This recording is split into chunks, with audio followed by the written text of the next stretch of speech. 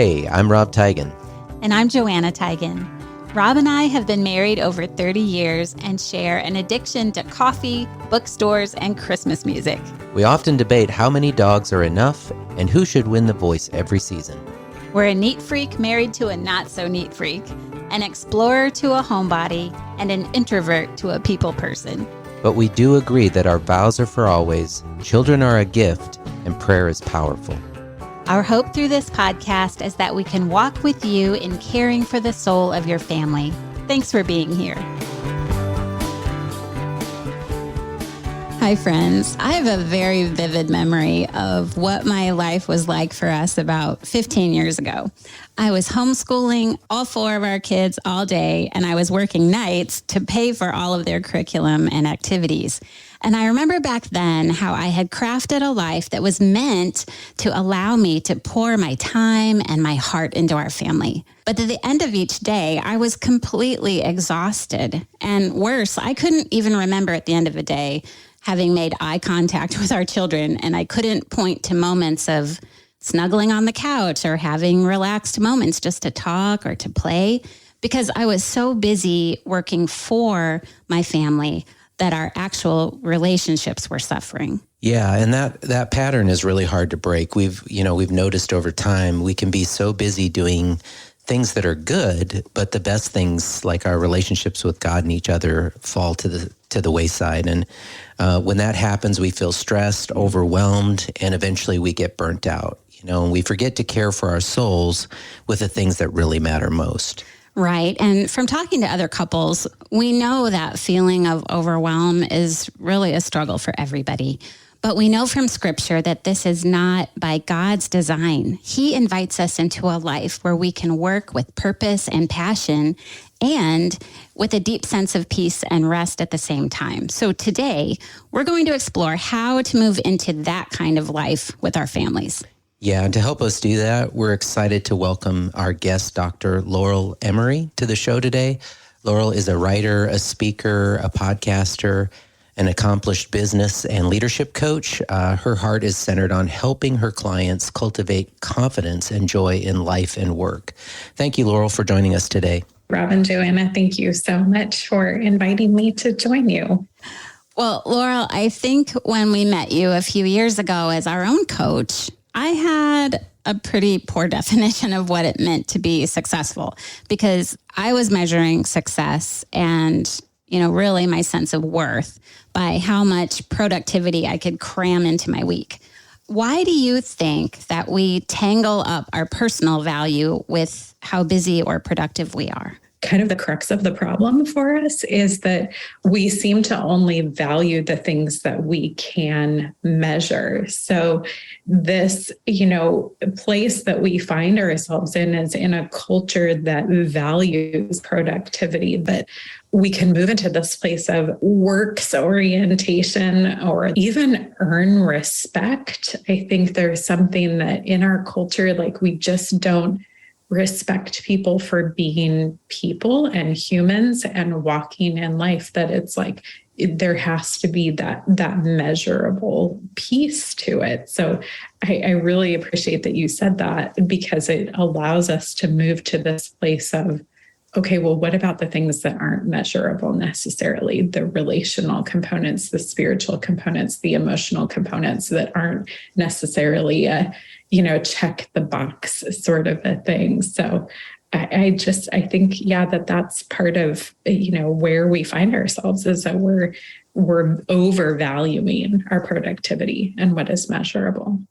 That makes a lot of sense. Yeah. And I think, at least for me, I know it's clear that I can easily get kind of a messed up idea of what success really is. But I think often we have the wrong idea of what rest looks like too. And, we can see it as this block of time, either having a personal day or going on a vacation or getting to the weekend as fast as we can. But that kind of rest doesn't really change us or restore our souls.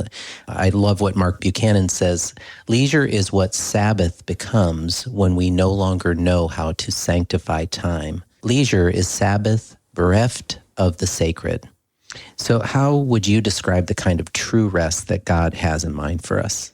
Yeah, gosh, it's such a big question, but a good one, Rob. I think we're so hyper focused on that Sabbath day. And I think that I love Mark. I love that Rest of God book of his.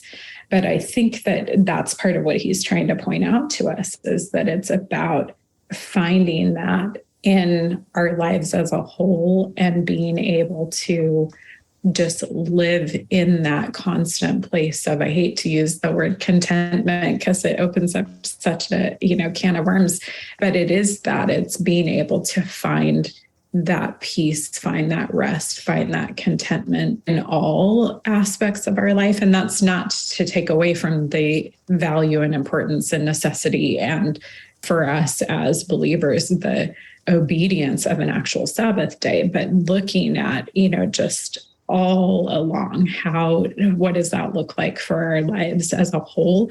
And I think one of the things that I've thought quite a bit about, and I wish that we would study it more, I think Tim Keller is someone who talks quite a bit about it, is we're so hyper-focused on individualism that causes us to move to this place of feeling like we have to do it all because it rests on our shoulders as individuals. Like, we are in a place as a culture, as a country, where the level of trust in one another is so low. And so we're having, like, Joanna, back to your original story of when you were working nights, and trying to pay for the curriculum for the kids, like, there's all of these components within that are saying, I have to do all of this. It's all on my shoulders. It's all my responsibility, versus being able to say, Lord, what is it that you have for me? How can I be filled, be in a place of rest, be in a place of contentment, where I'm not having to feel like it's all my responsibility? And I think over the years, my work as a coach has transformed into only working with women.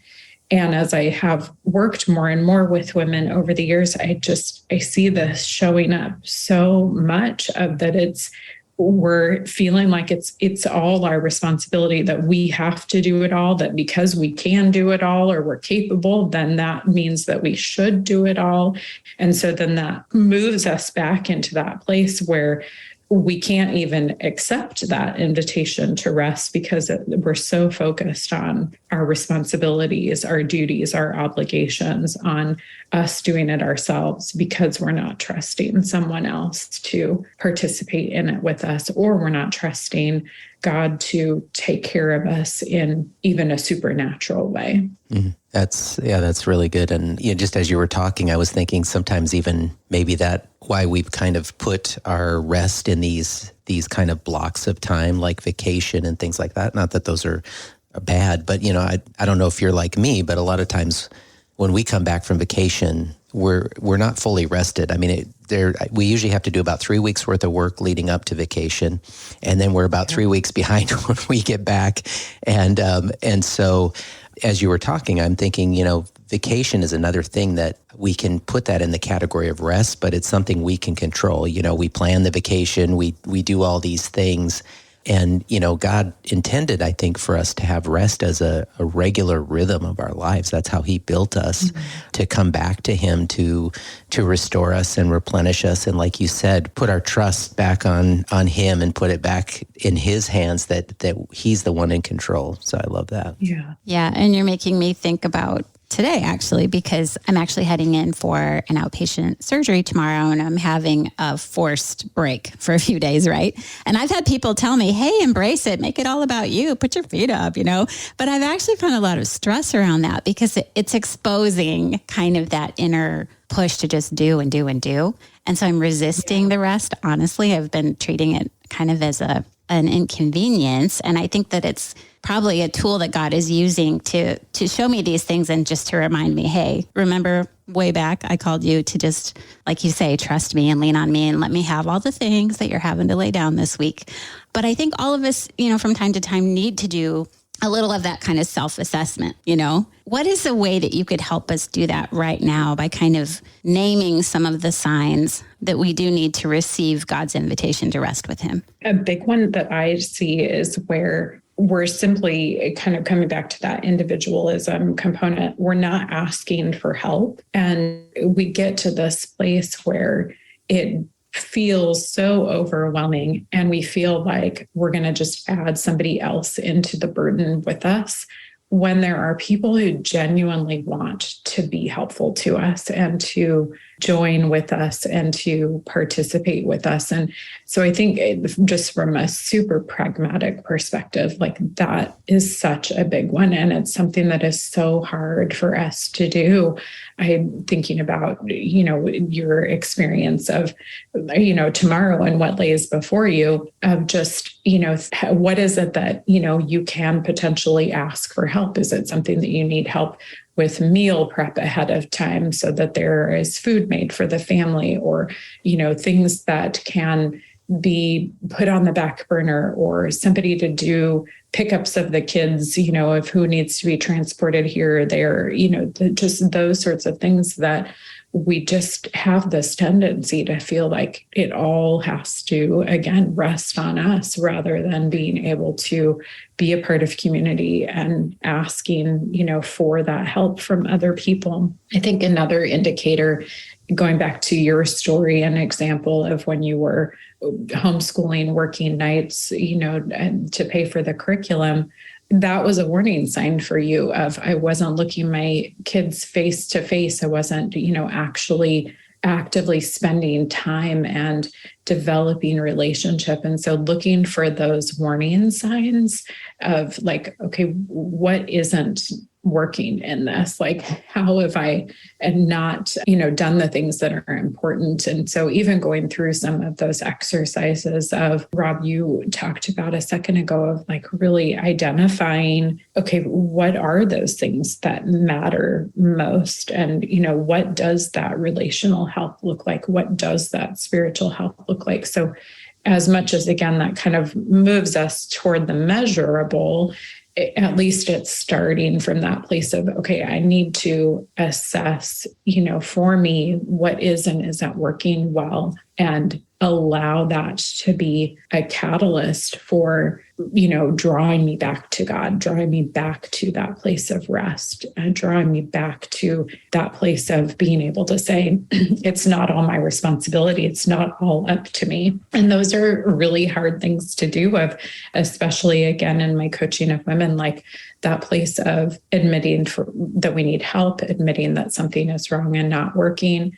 Those are really difficult things to do. And I think there's a book that I read recently by Sharon Miller, Free of Me. And one of the things that she talks about in it is that when we try to show up in other people's lives as though everything is taken care of and everything in our lives is, Instagram perfect and, all of those sorts of things, that what we inadvertently do is we create an expectation that not only keeps the pressure on us that we have to be that way, but it puts a pressure on others to think, oh, well, if she has it all together, I have to as well. And I do then, to make my life look like what hers looks like, even though we all know behind the scenes, that's, not reality. And I need help. I can't do it all. I've got to call on the Lord as well as call on my community to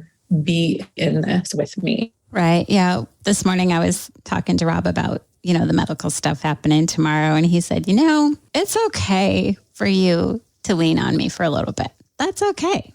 And it got me thinking, I don't know how many people listening, your love language is acts of service, but it's very easy to kind of channel all of your love and affection into what you're doing for each other. So what happens when that ability is maybe lifted for a little bit? I mean, I'm kind of thinking this could be a sweet time, actually. I feel like I can't do for him, but what a chance to show love for each other in maybe some fresh ways. So yeah, taking a break from all the doing could be the best thing for a marriage, don't you think? Yes, indeed. Absolutely. And I think what you said a minute ago, too, is good from the perspective of there are components that maybe are forced upon us, that God says, hello, like you're not quite getting it, you're not quite listening. And so I'm going to, force you into that place, whether it's, through a medical procedure or through getting sick. I mean, getting sick is a big one for us. Like we look at it so much as an inconvenience, but oftentimes I believe that is God saying to us, like, you're overdoing it. You are not, focusing on what I want you to be focusing on. And I'm going to force you into a position of, having to really kind of take that step back and to be able to say, nope, you need to slow down. And that here are the benefits that are going to happen from that. Whether, as you just said, Joanna, that's a reconnection with your spouse in a way that you need, or allowing your spouse to use their gifts or someone else to use their gifts in a way that blesses you and encourages you. I think that's a whole other topic that of just such goodness in letting someone else's gifts be utilized by us, saying no or asking for that help. I love that. Yeah, and I love that you brought in the community piece to it, because that's something I hadn't even thought of. And I think that probably goes back to what you were saying earlier with kind of our individualistic. We just naturally think rest is about me. And am I taking that rest? And am I taking, whether it's the Sabbath or the vacation or whatever, am I doing that? And you just brought in that important piece to remember that, transformation happens in community. And so oftentimes we do think individualistically in our relationship with God or these kind of topics. And really God always meant for that to happen kind of with him and with others. And so that was, I'm glad you brought that up. So I also love how you describe yourself. You say you're a contemplative and intellectual naturalist, which is a title I've not heard before, but what does it mean to have a contemplative life like you've found for yourself? What does that look like? Oh gosh, good question, Rob. So I think that kind of came out of two books that I love that I'll mention super quick. The first one is Gary Thomas, who I think you guys have maybe had on your podcast. He has a book about sacred pathways.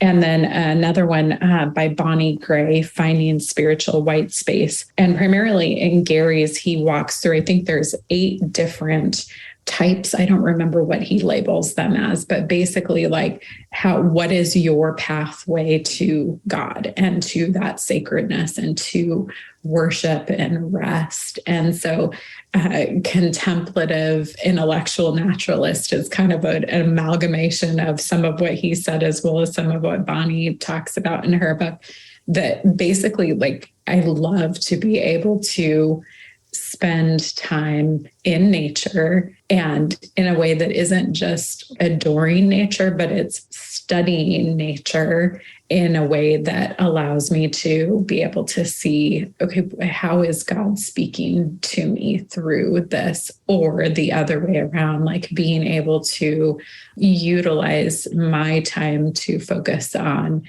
how do I learn more about God in a way that, draws in that contemplation, that place of wonder, that place of just being in awe of who he is and what he has created in me and others, in nature, in the earth that he gave us. And, just really understanding that has given me like such a better foundation from which to have rest, because I know now, kind of based on with the help of Gary and Bonnie in their books, like what it is that are the most meaningful ways to me personally to have rest. And I think that is in this whole topic of rest, that is such a critical and important and beautiful component is being able to find out, like, okay, what does drive me in my desire for rest, my need for rest, my drive for rest. And mine definitely obviously seem much more on the slow introverted side of things, which they are, but there certainly are ones, that Gary talks about that are far more on the, extroverted relational community oriented side of things. And it's just, for me, it's just been a really helpful way to understand what rest can look like for me. And I think for some people, because I'm coming at it from that more introverted side, I think that can potentially be a little bit scary or a little like unnerving to people, like, oh my goodness, so, am I going to have to bury my nose in books all day, sort of a thing in order to connect with God, which is certainly not the case. And I think one of the things that both Gary and Bonnie talk about in their books is like starting from this place of curiosity with yourself, of just wanting to understand how God has woven you and made you and what your uniquenesses are. And he desires to connect with each of us individually, that just because I enjoy the singing, praise, and worship doesn't mean, that somebody else connects with God as meaningfully, through that practice or something like that. So starting from that place of curiosity of, okay, God, what do you have for me in this? Like, what is my connection with you? It's such a cool way to approach it. So I hope that answers your question, Rob. Yeah, it does. Yeah, I love that, because I think we need probably more today than ever to find those kind of things that allow us to slow down and be still and know he is God. I think with all the noise and things around us, I think it's really hard to find that. So I am going to take your words and try to be even more of a naturalist when I go on my walks and things, because you're right. Those are great opportunities to really hear maybe what God is doing and saying. Yeah. Yeah. And what you're saying, it's making me think how when our schedule is just jammed as full as it can get, what really gets lost is our sense of who we are as God's unique creation and what he has purposed us to do, our true calling, And you were touching on this kind of rediscovery of our identity and our passions and callings. What are some ways to do that? That is so interesting. And it's a tough one, because I think we all struggle with it. And kind of going back to the beginning of our conversation of the cultural expectations, it's so easy for us to get wrapped up in, what am I supposed to be doing? What should I be doing? What do my parents expect me to be doing? What does my spouse expect me to be doing? Just moving into that place of other centeredness and other focused, elements, rather than really just talking with God about me and who I am and how he has made me. And sometimes, beautiful as it is, like with you guys are a wonderful example, he has that draw you together and you're able to do, work together with your spouse and have that purpose and that calling be something that you get to do together. But for most people, that's not necessarily the case, right? And so being able to, just really through prayer, through tools, just all of the different types of resources, I guess, that are available to us, of being able to talk about that. I mean, there's tremendous books about that. Like, obviously, I think we're in that Enneagram era where a lot of Christians are understanding more about Enneagram, following that a little bit more. And so The Road Back to You by Ian Cron and Suzanne Stabile is a really good one to be helpful in that, of just helping you to learn more about you so that you can identify more of what your purpose is. But I think really in my coaching, and you guys know this from our previous conversations, like it's really about drowning, and Rob, you said this a second ago, drowning out the noise of the world, like closing that out, and which includes, what I said a minute ago, the expectations of others, and really being able to put those blinders on and say, like, okay, this is what I'm uniquely gifted and created for. And I'm not going to let the expectations of others crowd that out. I'm also not going to let my fears crowd that out, or my doubts about myself or insecurities about myself, which that's a whole other topic, obviously, right, of how difficult that is. But being able to keep our eyes fixed on Jesus. And again, because we have, this culture that is so fixated on productivity and measurement, we could really struggle, with believing that the purpose that we have, or that we believe he has given us, is what is for us.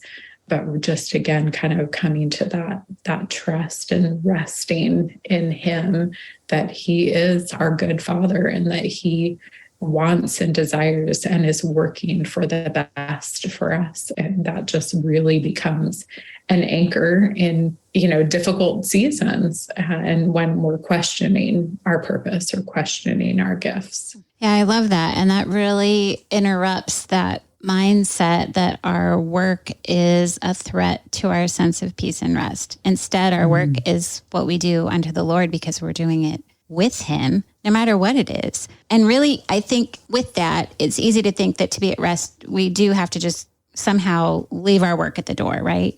How would you say that a better focus on our spiritual and our emotional and our relational selves is actually going to help us work more fully and work better? I think, number one, it's just being able to name it and identify it, and to be able to say, okay, I know what this looks like in me. I know what happens for me when I move into that unhealthy place. And so then having that awareness, we're able to then focus on, okay, what are the things that we know help us to move to a better place of health.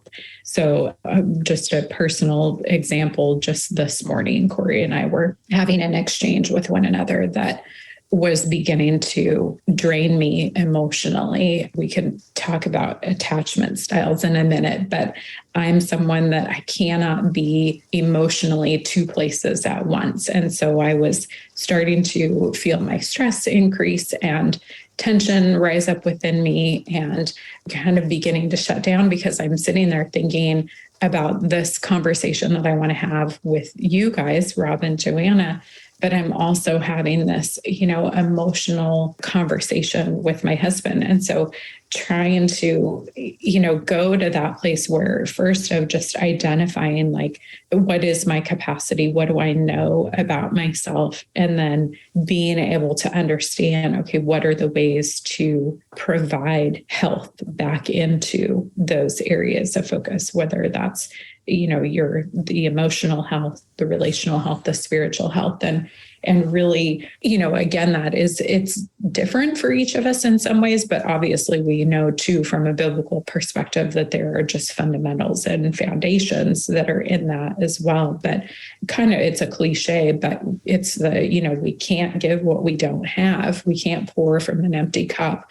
So being able to identify, okay, what are our capacities? What are the things that drain us? What are the ways that we get triggered? And then how do we reframe those or combat those if it is a combat situation, which sometimes it can be, in a way that's healthy and that provides us with the opportunity to refill our cup. So I think, again, that's kind of, I love, again, Gary Thomas's book, because that really helps to identify, like, how do we focus on, and he covers it overall of, like, if we're focusing on our spiritual health, then obviously there's a natural outpouring to our emotional health, our relational health as well. So that kind of, self-awareness component around those really helps us to, move to that place of better focusing on ourselves in those areas. Yeah, that's good. And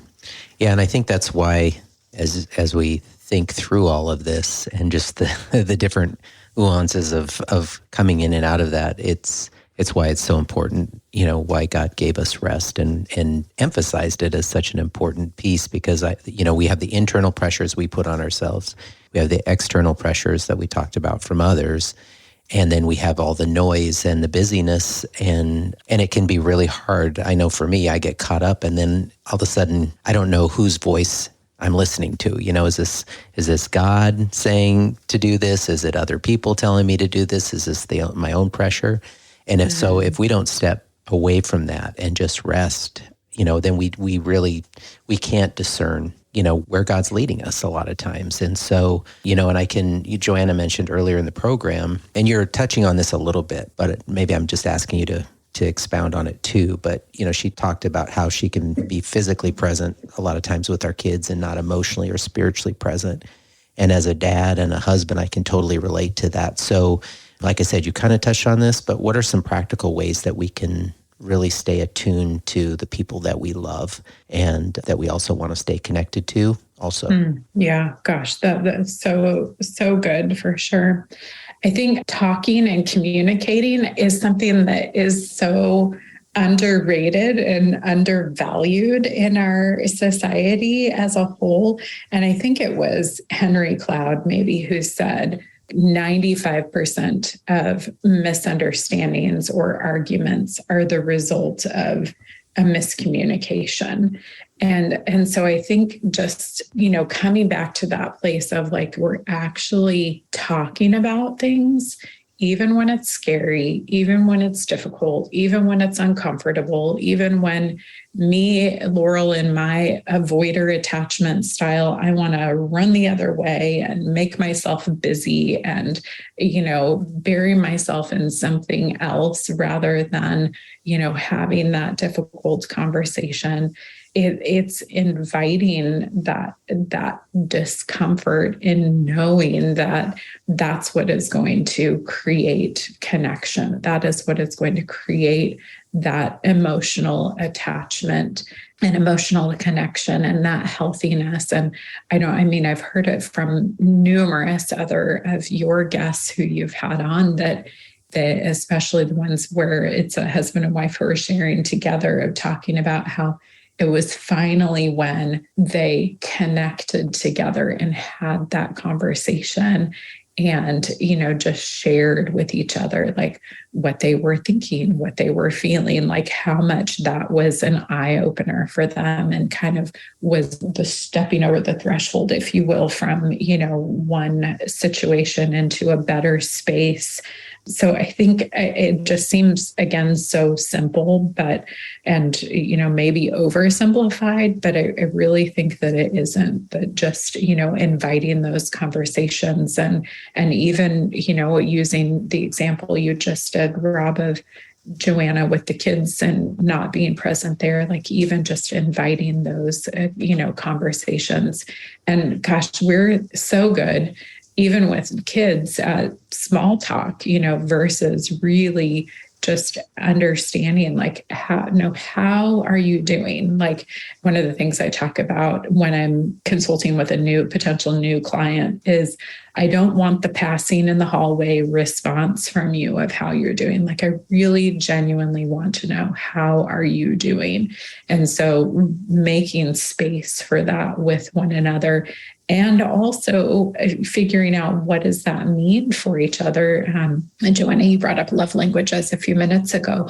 And I think that's, we need to figure out for each other, like what is the way that you best prefer to be communicated with and how is it that you feel heard? And so I think that was a long rant just on communication, but I think it's one of those things that we can't emphasize it enough. Yeah, no, that's great, because I think too, it really ties back into our overall conversation today, because if we're not participating with God in the gift of rest that He's given us, then we will not have the energy to really hear and really focus on the people that are important to us around us. So, there's often that I know it's kind of cliche because enough people have used it, but that idea of in the plane of putting your oxygen mask on first, and so I think that's true in this too, just to really be able to hear and listen to people. If we're just running and running and running, not only can we not hear from God, but we can't really hear the people around us either and what their needs are. So thank you for that. Yeah. Well, Laurel, as we're talking, I just in my mind's eye can picture how many of our friends today listening are just feeling spread too thin. And they do feel like they're missing out on the close and intimate relationships that they really want with God and their loved ones. And they're in that huge feeling of overwhelm, but they don't know how to break free and find rest. Like we all are just so eager to kind of cross the bridge into that place. Would you be willing to pray for them right now to experience that? Yes, I would love to. Absolutely love to. Thank you for the opportunity. Yes.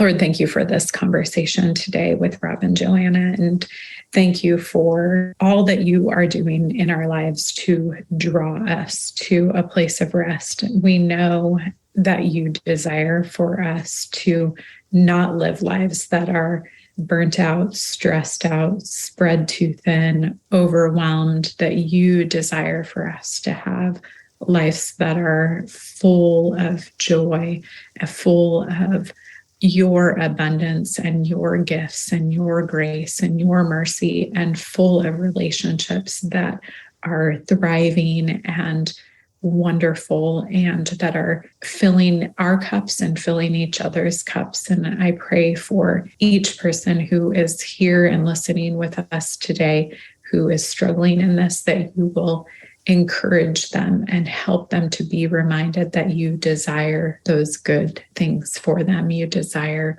goodness in their lives, and that you will draw them to you. I pray that you will bring them to a place where they sense and experience your love, your presence, your rest, your goodness, and that will encourage them and again draw them to that place where they can feel and experience your rest, and that you will help them through whatever experiences that they're going through to be reminded that they can be present with you, reach out to you in each and every one of those, and be drawn closer to you as well as to others by embracing this place of rest with you. Thank you for this conversation today and for the work that you are doing through Rob and Joanna and Growing Home Together. Thank you, Lord. In your name we pray. Amen. Amen. Amen. Yeah. Thank you so much for sharing your insight and that prayer with us today, Laurel. And, I know our friends are going to want to connect with you and find out more about your podcast and your writing. And I will say what some of my favorite writings or blogs of yours are when you do. I know you're an avid reader and you give great lists of books to read that you're reading. And so we will make sure that we include the books that you talked about today and maybe any others that you might recommend for those listening. We'll make sure those are in the show notes for everybody. But how can people connect with you online? Oh, thank you for asking. It was super easy to find, laurelemory.com, LAURELEMORY.com. And I certainly would welcome anybody to connect and reach out. And the podcast is Courage Becomes Her. And like you said at the beginning of our conversation, Rob, it's focused on helping women who are just, having an area of need in their life to help them to cultivate confidence, courage, and joy, both in life and work. So thanks so much for sharing that. Thank you so much for that. Before we close, is there any one last word of encouragement that you'd like to leave for everyone? We didn't really touch on it, and it kind of is tangential to everything. But I think one of the things that I'm hearing just a lot in my conversations is this idea of making sure that we are coming from a place of gratitude, and that we are really focusing on gratitude and thankfulness. And honestly, I'm seeing in myself and in others a lot right now that self-pity is our kryptonite, and a lot of us are really being crippled by that in this present moment. So certainly moving to a place of gratitude and thankfulness can help with that. Oh, that is a fantastic reminder. Thank you. Thank you so much for sharing this time with us today, Laurel. Thank you. I'm so grateful that you would invite me to. Yeah. And thank you, friends, for joining us on the podcast today. Rob and I would love to connect with you on our site at growinghometogether.com. We've got some free downloads for you to help you in prayer as a couple, to help you create some memories with your kids, and just all kinds of resources to grow your relationship with God and each other. At Growing Home Together, we're caring for the soul of your family and growing home together with you. Bye. Bye.